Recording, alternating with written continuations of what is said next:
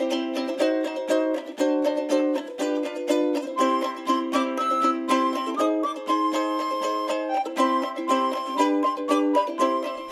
folks, it's Stefan, back again with another episode of The Gamer's Companion to Music. Get ready for a healthy dose of nostalgia. Yooka-Laylee is the spiritual successor to the Banjo-Kazooie series, and that doesn't just include the gameplay. Even the music is an homage to Rare's fantastic library of games from the N64 era. 3 talented composers from Rare's glory days combined to create a soundtrack very reminiscent of those Banjo-Kazooie days of yore. Let's follow our dynamic duo through Hivory Towers and discover the music of Yooka-Laylee. Yooka-Laylee was funded through Kickstarter and raised a ton of money. The game hit its top goal of £1 million in just 21 hours. It was clear that the world was desperate for an actual successor to Banjo-Tooie that wasn't the vehicle-based nuts and bolts. The 3 composers for Yooka-Laylee are all former Rare employees. Grant Kirkhope, whose notable games include the Banjo series as well as Viva Pinata. David Wise, who composed games such as the Donkey Kong Country series and Battletoads. And Steve Burke, who composed the music for Cameo. The 3 took very distinct roles in the composition of this music, and I'm going to break down the music in this video by composer. The music uses a combination of fully orchestrated sounds as well as electronics to create its feel.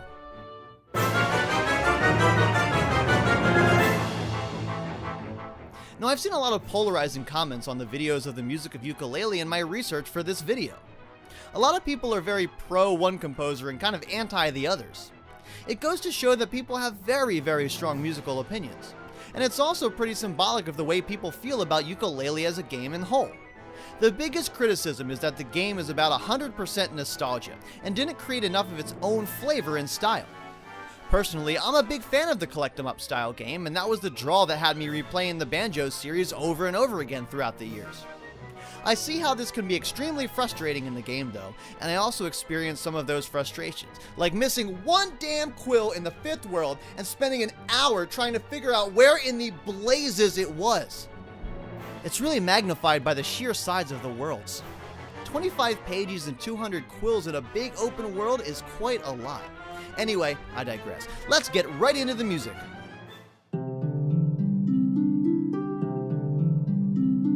Let's start with Grant Kirkhope.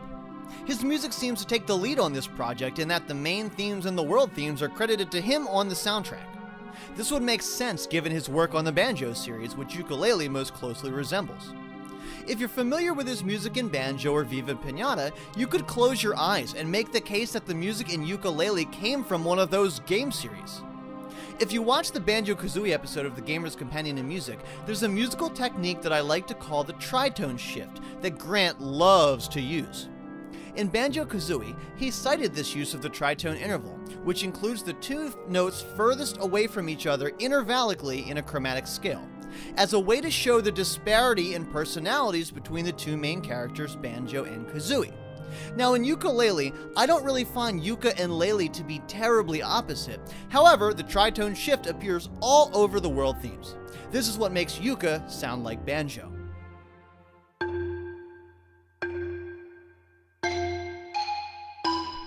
The tritone shift is a stark and easily identifiable technique. Let's say, for example, that we have a C chord. That's made up of the notes C, E, and G. If we move to the chord a tritone away, we get F sharp, A sharp, and C sharp. None of those notes are the same at all. In fact, the whole scale only shares one note. I'm going to play a few examples of this shift on my piano so that you can hear it isolated from the rest of the music in Yooka-Laylee.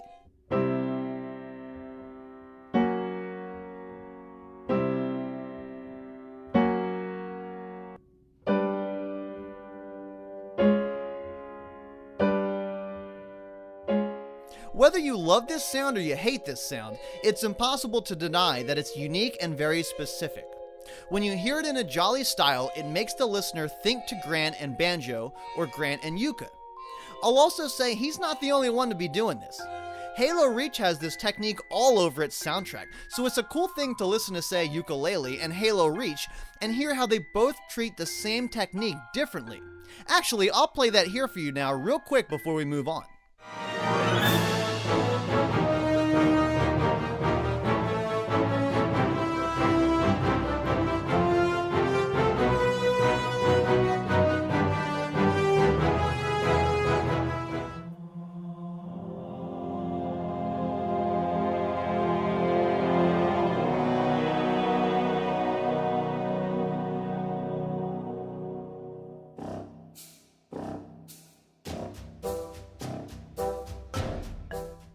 There are 5 different worlds in Yooka-Laylee.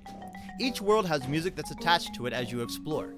Different areas will have variations of the same theme, so if you go through a door or move underwater, or in some cases transform into something else, the music is going to change while still being in the same style of the music of that particular world. The first world is called Tribal Strack Tropics, and it sounds like it could have come right from Banjo-Kazooie. This has everything to do with the instrumentation. The use of the lower half of the marimba as the melody is reminiscent of the same instrument being used in his N64 compositions. This theme then moves to the bassoon, retaining the same feel. There's also a musical sequence that he uses to transition that uses that Tritone Shift. It's the same type of sequence he used in Bubble Gloop Swamp's music from Kazooie, as well as Cloud Cuckoo Land's music from Tooie. So here's that sequence first in Yooka, then in Kazooie, then in Tooie.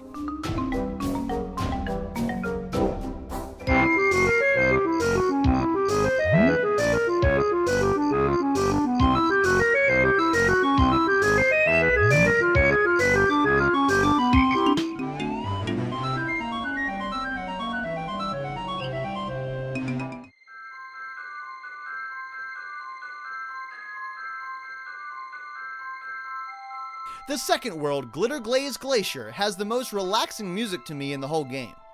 It starts with a very high string note, then it moves to a nice Celeste sound that gives the music a dreamlike quality. It's a much more straightforward piece of music, and the high keyboards like the glockenspiel give us that wintry feeling that the level design exudes. Composers achieve that wintry effect with very high instruments and musical lines, and it helps when an instrument can give the music a pinging sound. And that's what those keyboard instruments are able to do. Oh look, there's that musical sequence again that we heard in the last world.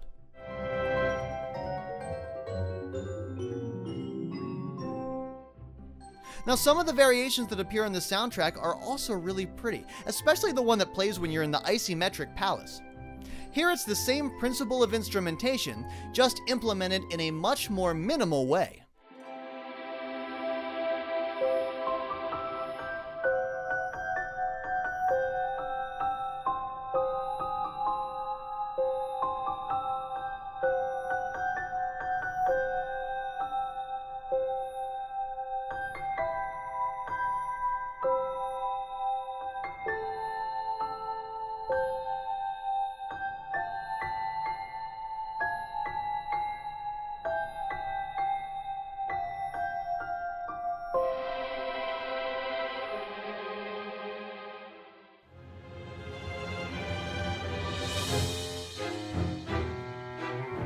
Moodie Maze Marche in its level design was very reminiscent of Bubble Gloop Swamp from Banjo-Kazooie.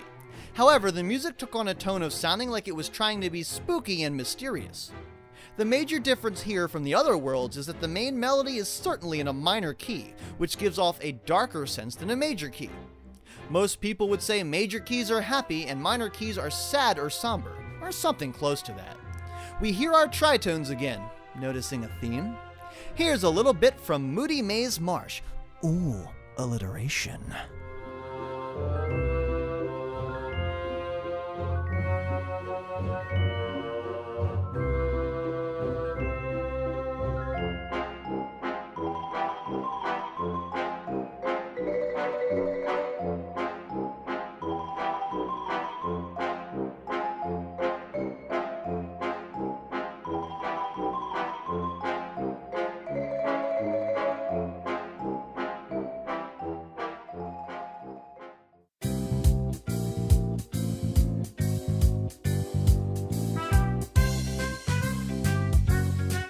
Cappuccino annoyed the crap out of me.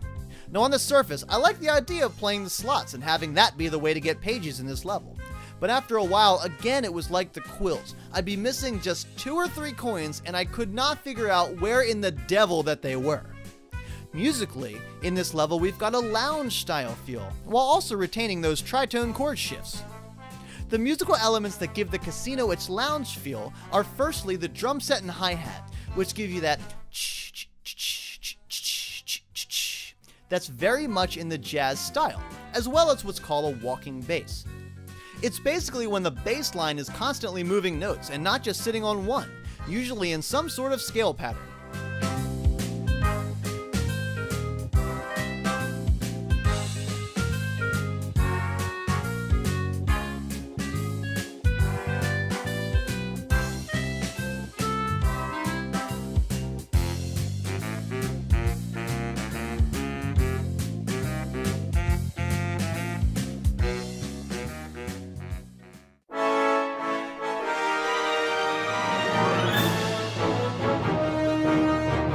Galion Galaxy has pretty epic music. The music is driving forward and starts with really majestic brass lines that outline the Tritone Shift once more. The music eventually changes feel, moving away from the brass to the strings, and changes the underlying rhythmic drive while still sounding like it's pushing you forward. There's always some sort of ostinato, or repeating phrase, in the strings that gives the music its forward-moving feeling that I'm talking about.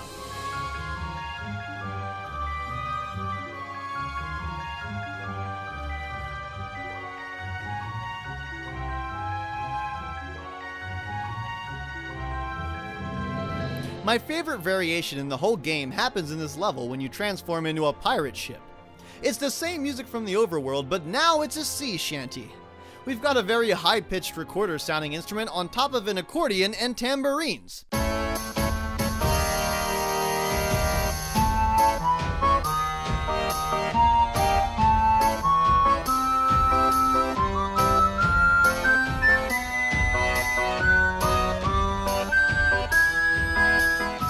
Yar, mateys, we be out on the high seas now, ya landlubber. Next stop, Treasure Trove Cove.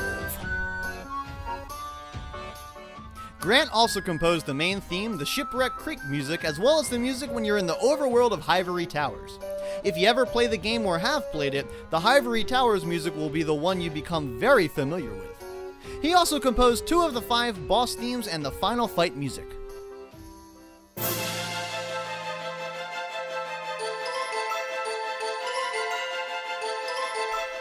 Let's talk about the boss fights. Now, you won't see much video of the fights because I finished the game before I recorded the video footage, and I wasn't going to play all the way through again until the World 5 boss, nor was I going to steal footage from somebody. The boss themes were split among the 3 composers. Grant composed the first 2, David Wise composed the next 2, Moodie, Mais, and Cappuccino, and Steve Burke composed Galleon. Here's the best chance to see the differences in compositional styles because each composer sure has their own distinct feel. Playing the boss fights, I had very mixed feelings about the designs of some of the bosses. Like the Glacier's boss was insanely easy and posing little to no challenge, but posed some great music.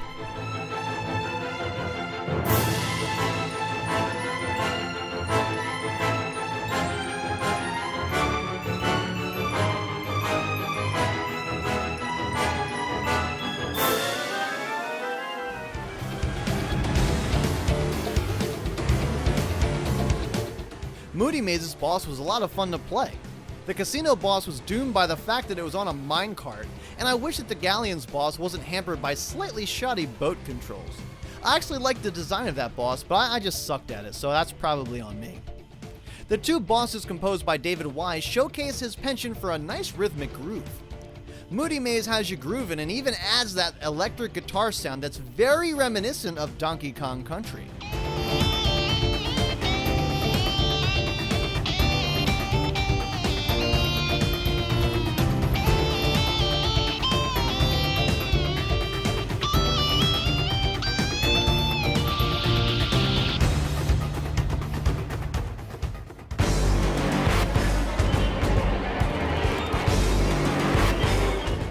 The casino's boss music is sweet, even if fighting the boss was infuriating. He's got this cool wah-wah synth going on over a slower groove, followed by an actual electric guitar playing the melody. Here's where we hear the electronics working their way into the game's score.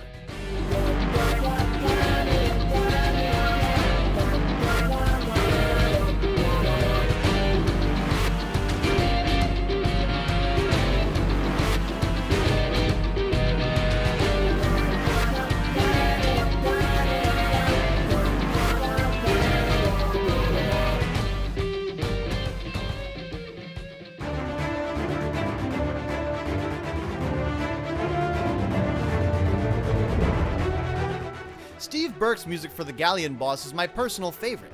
It sounds like a fight straight out of a movie. The rhythms are fast, and the addition of electronic sounds over top of the orchestral style sounds helps to keep the music in the feel of the world, while adding a much needed stylistic flair. It elevates the boss music in my eyes.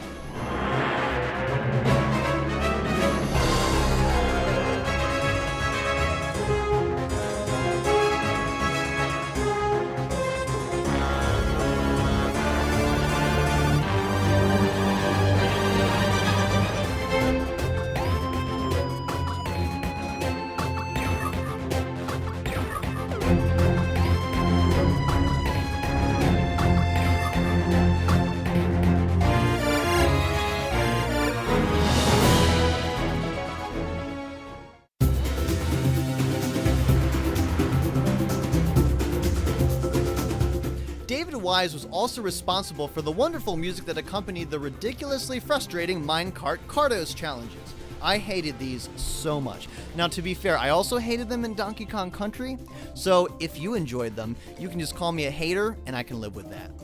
Now, interestingly enough, Wise uses the same rhythmic pattern in the minecart levels for the first 3 worlds. It creates a really cool consistency through those challenges. Now, it's important in games to keep themes consistent through these types of challenges, so that if the player were to close their eyes and listen, their mind transports them to that specific moment in the game. It's a powerful connection music can make for the player internally. Rhythmic drive is something that Wise excels at, in my opinion, and I think it was a very smart choice for him to be the one composing the music for these. He has a way of manipulating the composition to give the listener and player such a serene and positive feeling while listening to it. I think this is why so many of you out there have grown to love the music he's composed throughout the years.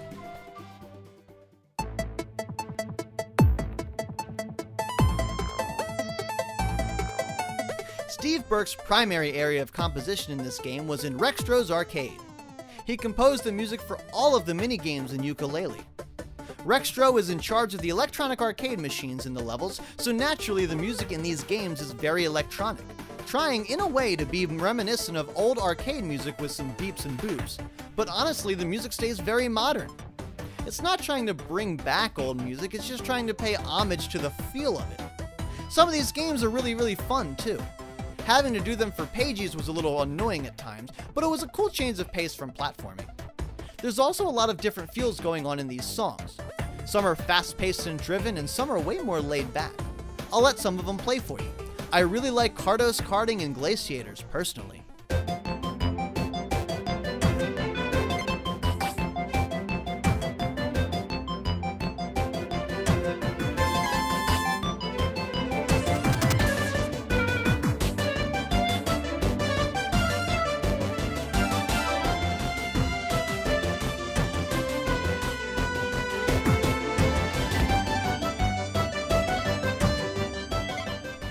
Before I go, I need to mention the most obvious connection the music and the game have. The game is called Yooka-Laylee.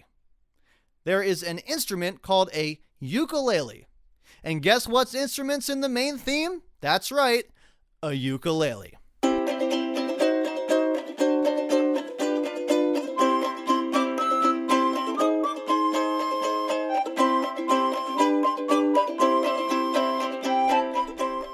Say what you will about this game, but I really enjoy the music. It does the job of transporting me back into that same feeling that I used to feel playing Banjo-Kazooie. The Banjo series is one of my top 3 favorite of all time, so of course I'm a little biased here. Yooka-Laylee to me is a nice successor to the Banjo franchise. It's not without its flaws and faults, of course, but especially musically, Yooka-Laylee creates one of those musical styles that when you hear it, you just automatically think of the game. And that's a very important aspect of music in gaming at all levels. That'll do it for this episode of The Gamer's Companion to Music. If you enjoy these videos, share them along to your friends. It's the best way to help us grow, and we really appreciate all of your dedicated support through the years. As always, thank you so much for watching, and we'll see you next time.